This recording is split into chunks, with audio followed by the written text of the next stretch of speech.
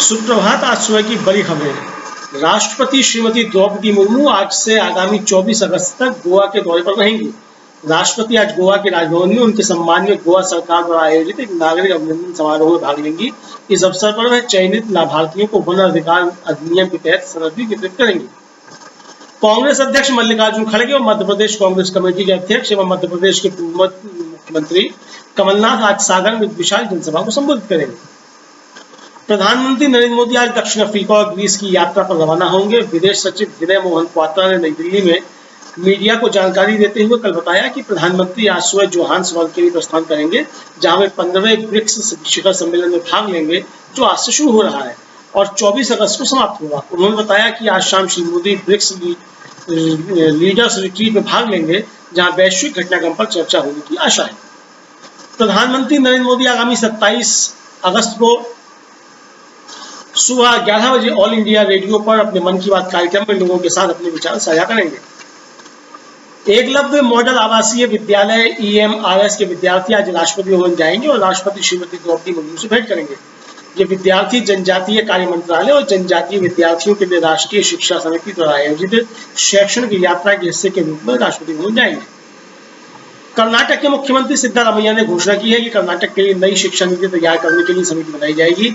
मुख्यमंत्री की अध्यक्षता में हुई बैठक में कल फैसला लिया गया कि पुरानी शिक्षा व्यवस्था को फिलहाल जारी रखते हुए नई शिक्षा नीति बनाने के लिए एक समिति गठित की जाए। उन्होंने कहा, चूंकि यह राज्य का विषय है, इसलिए केंद्र सरकार कर्नाटक के लिए शिक्षा नीति नहीं बना सकती। केंद्र में राष्ट्रीय शिक्षा नीति राज्य सरकारों को विश्वास में दिए बिना तैयार की। एक महत्वपूर्ण घटनाक्रम में चंद्रयान 2 के ऑर्बिटर और चंद्रयान 3 के लैंडर मॉड्यूल विक्रम के बीच संचार स्थापित हो गया है। अब बेंगलुरु में इसरो के निगरानी और नियंत्रण नेटवर्क के पास अब लैंडर विक्रम के साथ संचार का अतिरिक्त चैनल उपलब्ध है। लैंडर विक्रम 23 अगस्त को शाम 6:04 पर चंद्रमा के दक्षिणी ध्रुव के पास उतरेगा। संयुक्त राष्ट्र की स्वतंत्र मानवाधिकार विशेषज्ञ ने भारत के दिल्ली विश्वविद्यालय में पूर्व प्रोफेसर GN साई बाबा को लगातार हिरासत में रखे जाने को बेतुका और शर्मनाक करार देते हुए उन्हें रिहा किए जाने का आग्रह किया है। मानवाधिकार कार्यकर्ताओं की स्थिति पर UN की विशेष रिपोर्टर मेरी लॉलेयर ने सोमवार को जारी अपने एक वक्तव्य में कहा कि GN साई बाबा दलित एवं आदिवासी समुदाय समेत भारत में अल्पसंख्यकों के अधिकारों की रक्षा के लिए लंबे समय से प्रयासरत रहे।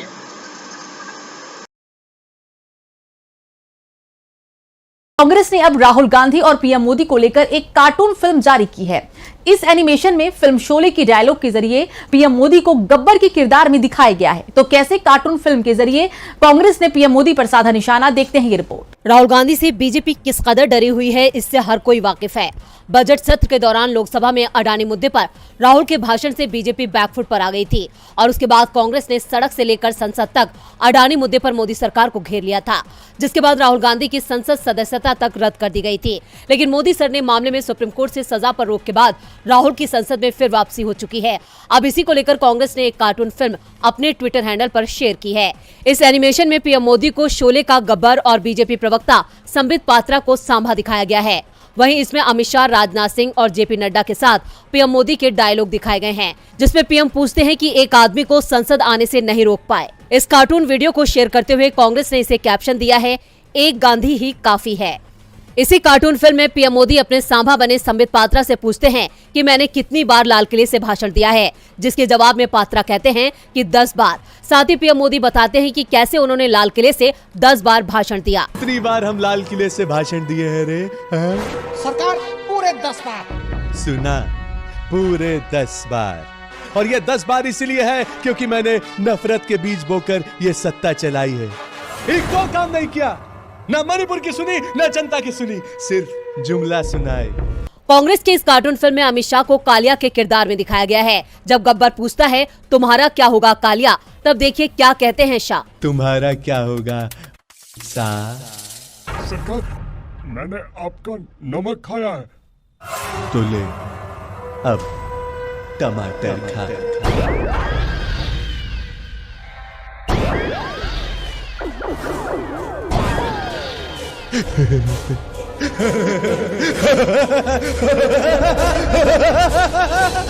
चुनाव कब है? कब है चुनाव? कब?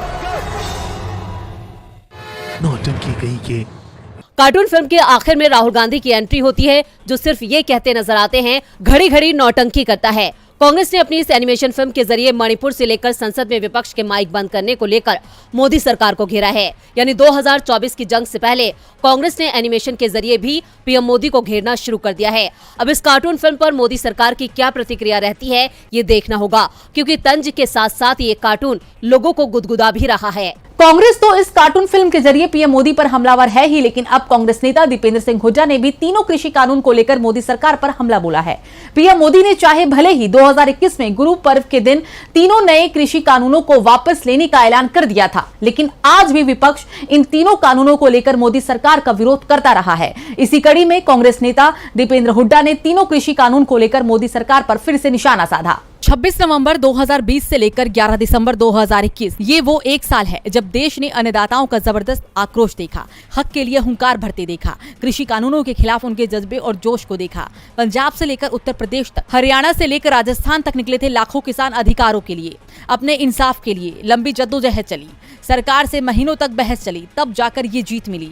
कृषि कानूनों पर जब सरकार झुकी, सरकार ने कानून तो वापस ले लिया, लेकिन अपना वादा नहीं निभाया। इसे लेकर विपक्ष लगातार मोदी सरकार को घेर रहा है। कांग्रेस नेता दीपेंद्र सिंह हुड्डा ने कहा कि हमने कहा था कि मोदी सरकार तीनों कृषि कानून किसानों के हक के लिए नहीं बल्कि अमीरों को लाभ देने के लिए लेकर आई थी। हमारी ये बात रिपोर्टर्स कलेक्टिव की रिपोर्ट से साबित हो गई, लेकिन सरकार के लोग इन कानूनों के फायदे बताते रहते थे। जहां एक तरफ दीपेंद्र सिंह हुड्डा ने सरकार की पोल खोली है, तो वहीं दूसरी तरफ राहुल गांधी भी लगातार किसानों के हक की आवाज उठा रहे हैं। पिछले दिनों उन्होंने कहा था कि धान की रोपाई, रोटी किसान भारत की ताकत है। भारत को एकजुट करने में किसानों का बहुत बड़ा योगदान है। उनका उगाया हुआ अनाज देश की हर थाली का हिस्सा है, लेकिन उनकी तपस्या को सही प्रतिफल और सम्मान नहीं मिलता है। कांग्रेस की इस हुंकार से साफ है कि वो लगातार किसानों को लेकर सरकार को घेर रही है और ये घेराबंदी चुनाव में भारी पड़ सकती है। वैसे अभी भी बीजेपी की मुश्किलें कम होती नहीं दिख रही है, क्योंकि कांग्रेस नेता के इस बयान के बाद अब इंडिया गठबंधन का लोगो भी मोदी सरकार को परेशान करने वाला है। दरअसल विपक्षी दलों के गठबंधन इंडिया का लोगो जल्द ही सामने आने वाला है। इस गठबंधन की अहम बैठक मुंबई में 31 अगस्त और 1 सितंबर को होने वाली है। ऐसे में संभावना है कि बैठक के दौरान गठबंधन के लोगो का अनावरण कर दिया जाएगा। विपक्षी गुट की पहली बैठक जून में पटना में हुई और फिर दूसरी बैठक बेंगलुरु में हुई थी। तो कैसा होगा इंडिया गठबंधन का लोगो, देखते हैं ये रिपोर्ट। लोकसभा चुनाव 2024 की रणनीति बनाने के लिए विपक्षी गठबंधन इंडिया मुंबई में 31 अगस्त और 1 सितंबर को बैठक करने जा रहा है। इस बैठक के दौरान इंडिया गठबंधन का प्रतीक चिन्ह यानी कि लोगो जारी किए जाने की संभावना है। मुंबई में Indian national development inclusive alliance यानी इंडिया की तीसरी बैठक में 26 से ज्यादा राजनीतिक दलों की लगभग 80 नेताओं के शामिल होने की उम्मीद है। अभी इंडिया गठबंधन में 26 दल शामिल हैं। खबरों की माने तो मुंबई में इंडिया गठबंधन के कुनबे में और भी दल जुड़ सकते हैं, जिससे इस गठबंधन का साइज और बड़ा होगा। सूत्रों के अनुसार गठबंधन के लोगों का अनावरण 1 सितंबर को बैठक की शुरुआत से पहले किया जा सकता है। विपक्षी गुट की पहली बैठक इसी साल 23 जून को पटना में और दूसरी पिछले महीने 17-18 जुलाई को बेंगलुरु में हुई थी। 5 राज्यों के मुख्यमंत्रियों के साथ साथ पूर्व कांग्रेस अध्यक्ष सोनिया गांधी सहित इंडिया गठबंधन के नेताओं के 31 अगस्त की शाम 6 बजे से पहले मुंबई पहुंचने की उम्मीद है। शिवसेना प्रमुख उद्धव ठाकरे 31 अगस्त को उपनगरीय मुंबई के ग्रैंड हयात होटल में आने वाले नेताओं के लिए डिनर की मेजबानी करेंगे। अगले दिन बैठक उसी स्थान पर होगी और उसके बाद प्रेस कॉन्फ्रेंस होगी।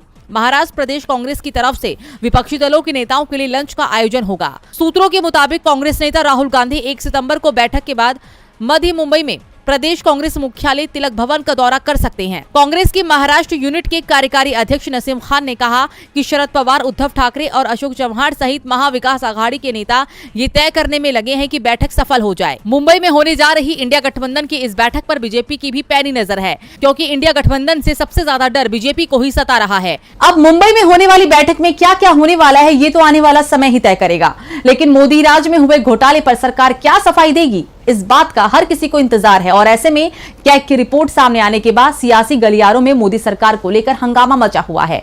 केंद्रीय मंत्री नितिन गडकरी के मंत्रालय से जुड़ी परियोजनाओं में भ्रष्टाचार के आरोपों को लेकर राजनीति गरमाई गई है। इस मामले के सामने आने के बाद विपक्ष ने भ्रष्टाचार का आरोप लगाते हुए मोदी सरकार पर तीखा हमला बोला है। वहीं अब शिवसेना उद्धव ठाकरे गुट के सांसद विनायक राउत ने आरोप लगाया है कि गडकरी को दिल्ली की सियासत से हटाने की साजिश रची जा रही है। इसके साथ ही विनायक राउत ने गडकरी को बड़ा ऑफर भी दिया। तो क्या है पूरी खबर, आइए देखते हैं। महाराष्ट्र के रत्नागिरी सिंधुदुर्ग से सांसद विनायक राउत का एक बयान सियासी गलियारों में खूब सुर्खियां बटोर रहा है। राउत ने कहा कि महाराष्ट्र की गडकरी लोगों के बीच लोकप्रिय हो रही हैं, इसलिए दिल्ली की सत्ता ने नितिन गडकरी की कहानी समाप्त करने की साजिश रची है, क्योंकि गडकरी कल प्रधानमंत्री पद के दावेदार होंगे। वहीं उन्होंने कहा कि महाराष्ट्र इस साजिश को नाकाम करने का काम करेगा। उद्धव गुट के नेता ने आगे कहा कि गडकरी किस बात से डर रहे हैं, उन्हें बस आवाज देनी चाहिए। नितिन गडकरी को इंडिया गठबंधन में आना चाहिए। इसके बाद जब तक हम उन्हें प्रधानमंत्री नहीं बना देते, हम आराम से नहीं बैठेंगे। यही दावा उद्धव ठाकरे भी करेंगे। इस बीच कांग्रेस नेता विजय वडेट्टीवार ने भी आरोप लगाया है कि केंद्रीय मंत्री नितिन गडकरी को सीएजी रिपोर्ट के आधार पर सत्ता से बाहर करने की कोशिश की जा रही है। उन्होंने कहा कि गडकरी के बारे में हर कोई कहता है कि वो साफ सुथरी छवि वाले नेता हैं। उनकी पहचान विकास करने वाले साफ सुथरे नेता की बन गई है, इसलिए उन्हें किनारे करने और उनकी राजनीति खत्म करने का एक कारण कैग रिपोर्ट भी हो सकता है। महाराष्ट्र विधानसभा में विपक्ष के नेता विजय वडेट्टीवार ने दावा किया है कि केंद्र में हर जगह भ्रष्टाचार का बोलबाला है। कैग रिपोर्ट में भ्रष्टाचार का खुलासा हुआ है। उस सड़क समिति के अध्यक्ष खुद प्रधानमंत्री नरेंद्र मोदी हैं। तो सवाल ये है कि कैग के इस रिपोर्ट पर उनकी क्या भूमिका है। इस रिपोर्ट के सामने आने के बाद अब केंद्र सरकार क्या कार्रवाई करती है, इस पर हमारी नजर बनी हुई है। वैसे कांग्रेस से लेकर विपक्ष के नेता नितिन गडकरी की तारीफ कर चुके हैं। अब देखना होगा कि विपक्ष के इस ऑफर पर गडकरी क्या कहते हैं। नितिन गडकरी सरकार में रहेंगे या नहीं रहेंगे, इसका फैसला तो हो ही जाएगा, लेकिन सीएम शिवराज की सत्ता हाथ से जाने वाली है, इसके आसार जरूर दिखाई दे रही हैं। मध्य प्रदेश का चुनावी मैदान तैयार है। केंद्रीय गृह मंत्री अमित शाह ने रविवार को राज्य में पहुंचकर बीजेपी की तैयारियों पर मुहर लगा दी। इसके साथ ही अब अटकलें लगने लगी हैं कि मुख्यमंत्री शिवराज सिंह चौहान की जगह पीएम मोदी विधानसभा चुनाव का मुख्य चेहरा होने जा रही हैं। साथ ही शिवराज की सीएम कुर्सी भी जा सकती है। क्या है पूरी खबर, आइए देखते हैं। मध्य प्रदेश का सियासी पारा चढ़ चुका है। बीजेपी को सत्ता से उखाड़ फेंकने के लिए कांग्रेस ताल ठोक रही है। राज्य में बीजेपी के खिलाफ हवा बह रही है। इस हवा को अपने पक्ष में करने के लिए केंद्रीय गृह मंत्री अमित शाह रविवार को एमपी पहुंचे थे, जहां उन्होंने बीजेपी की तैयारियों का जायजा लिया। इसके साथ ही अब अटकलें लगने लगी हैं कि मुख्यमंत्री शिवराज सिंह चौहान की जगह पीएम मोदी विधानसभा चुनाव का मुख्य चेहरा होने जा रहे हैं। दरअसल अगले मुख्यमंत्री के सवाल पर शाह का जवाब था, आप पार्टी के काम में क्यों पड़ रहे हैं, ये पार्टी का काम है और हम तय करेंगे। इसके अलावा आयोजन स्थल पर भी राज्य का रिपोर्ट कार्ड पेश करने के दौरान बड़े नेताओं के मुकाबले पीएम मोदी की तस्वीरें ज्यादा रही। खबरों की माने तो बीजेपी आलाकमान ने प्रचार में सीएम शिवराज के चेहरे का इस्तेमाल नहीं करने का फैसला किया है। कहा जा रहा है कि पीएम मोदी के नाम के गाने और अन्य प्रचार सामग्री भी जल्द प्रदेश में आने वाली है। प्रचार में सीएम शिवराज का चेहरा नहीं शामिल करने की बड़ी वजह बीजेपी की गुटबाजी है। दूसरी वजह पीएम मोदी के नाम के जरिए पार्टी राज्य में लोकसभा चुनाव की तैयारियों में भी रफ्तार लाने की तैयारी कर रही है। शाह ने भी आंकड़ों के जरिए केंद्र की तरफ से एमपी को मिले योगदान का जिक्र किया था। तीसरी वजह सत्ता विरोधी लहर है, जहां पार्टी कोई भी जोखिम उठाने के मूड में नहीं है। रिपोर्ट के मुताबिक बीजेपी युवा नेताओं और कैडर को मौका देना चाहती है। खबरें तो ये भी है कि कई मौजूदा विधायकों को इस बार टिकट नहीं मिलेगा। भ्रष्टाचार के आरोप झेल रहे शिवराज को लेकर बीजेपी आलाकमान खुश नहीं है, इसलिए अब शिवराज की सीएम कुर्सी भी मुश्किल में दिख रही है। सीएम शिवराज तो मुश्किल में है ही, लेकिन अब लगता है कि आरजेडी सुप्रीमो लालू प्रसाद यादव भी बीजेपी की मुश्किलें बढ़ा सकते हैं। बता दें कि आरजेडी अध्यक्ष लालू प्रसाद यादव को चारा घोटाले से जुड़े 5 मामलों में सजा सुनाई जा चुकी है। हालांकि वे सभी मामलों में जमानत पर हैं और ऐसे में केंद्रीय जांच एजेंसी सीबीआई ने शुक्रवार को बिहार के पूर्व मुख्यमंत्री के खिलाफ सुप्रीम कोर्ट का रुख कर लिया। सुप्रीम कोर्ट ने चारा घोटाले में लालू यादव को झारखंड हाईकोर्ट से मिली जमानत को चुनौती दी गई, जिसके जवाब में आज लालू यादव ने सुप्रीम कोर्ट पे अपना जवाब दाखिल किया है। क्या है पूरी खबर, आइए देखते हैं। आरजेडी सुप्रीमो लालू यादव ने आज सोमवार को सीबीआई की उस याचिका का विरोध किया जिसमें चारा घोटाले को दी गई जमानत रद्द करने की मांग की गई है। सुप्रीम कोर्ट में दाखिल अपने जवाब में लालू यादव ने कहा कि उनकी सजा को निलंबित करने के झारखंड हाईकोर्ट के आदेश को सिर्फ इस आधार पर चुनौती दी जा सकती है कि सीबीआई असंतुष्ट है। आपको बता दें, चारा घोटाले से जुड़े डोरंडा कोषागार मामले में झारखंड हाईकोर्ट से लालू यादव को मिली जमानत को रद्द करने की मांग सीबीआई ने की है। सीबीआई की याचिका पर सुप्रीम कोर्ट 25 अगस्त को सुनवाई करेगा। अपने जवाब में लालू यादव ने खराब स्वास्थ्य और बढ़ती उम्र का हवाला देते हुए कहा कि उन्हें हिरासत में रखने से कोई मकसद पूरा नहीं होगा।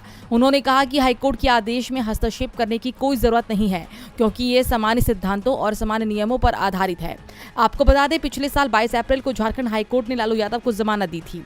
डोरंडा कोषागार में 139 करोड़ रुपए से अधिक के गबन से जुड़े चारा घोटाला मामले में रांची की एक विशेष सीबीआई अदालत ने बिहार के पूर्व मुख्यमंत्री को 5 साल की जेल की सजा सुनाई थी और 60 लाख रुपए का जुर्माना भी लगाया था। लालू यादव पर आरोप है कि उन्हें पशुपालन विभाग के माध्यम से रिश्वत मिली थी। फर्जी चालान और बिल जारी किए गए जिन्हें वित्त विभाग ने मंजूरी दी और राजकोष के माध्यम से पैसा भी जारी किया गया। आपको बता दें, लालू यादव के खिलाफ चारा घोटाले से जुड़े 5 मामले हैं और उन सभी 5 मामलों में लालू यादव दोषी साबित हो चुके हैं। हालांकि लालू ने जेल में काफी कम समय बिताया है। वो ज्यादातर वक्त बीमार रहने के चलते अस्पतालों में भर्ती रहे और फिर पूर्व कांग्रेस नेता और पेशे से वकील कपिल सिब्बल ने उन्हें हाईकोर्ट से जमानत दिलवा दी। इसी जमानत को सीबीआई ने सुप्रीम कोर्ट में चुनौती दी है। और बुलेटिन के आखिर में बात करते हैं लगातार महंगे होते हवाई किराए की। गौरतलब है कि भारत में कुछ ही दिनों में फेस्टिवल सीजन की शुरुआत हो जाएगी। दिवाली के समय में लोग बड़ी संख्या में अपने घरों की ओर जाते हैं। ऐसे में इस दौरान हवाई किराए में जबरदस्त इजाफा देखने को मिलता है। इस साल भी दिवाली के लिए अभी से ही एयरफेयर में जबरदस्त बढ़ोतरी देखने को मिल रही है और पिछले साल के मुकाबले हवाई किराए में इतनी बढ़ोतरी की गई है कि लोगों का त्योहार में अपने घर जाने के इरादे को बदलना पड़ सकता है। अगर आप त्योहार को देखते हुए फ्लाइट से अपने घर जाने का मन बना रहे हैं तो महंगे एयर टिकट की मार आपके जेब पर सीधी पड़ेगी। दरअसल बिजनेस स्टैंडर्ड की रिपोर्ट के मुताबिक दिवाली के समय 10 नवंबर से 16 नवंबर 2023 के बीच हवाई किराए में 89% तक बढ़ोतरी हुई है। गोफर्स संकट और स्पाइसजेट के ऑपरेशन में आ रही दिक्कतों के कारण किराए में कई गुना तक इजाफा देखा जा रहा है।